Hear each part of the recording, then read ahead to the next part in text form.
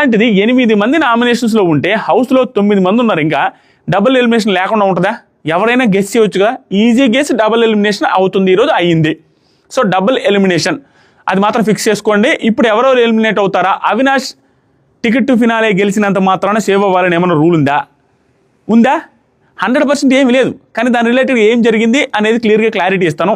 దాంతోపాటుగా ప్రస్తుతానికి ఓటింగ్ గురించి కూడా మాట్లాడుకోవాలి. 2 minutes మాట్లాడుకున్న తర్వాత ఎవరు వెళ్ళిపోయారు అనేది కూడా చెప్తా. సింపుల్, శనివారం ఎపిసోడ్లో ఒకరు వెళ్ళిపోతారు, ఆదివారం ఎపిసోడ్లో ఒకరు వెళ్ళిపోతారు.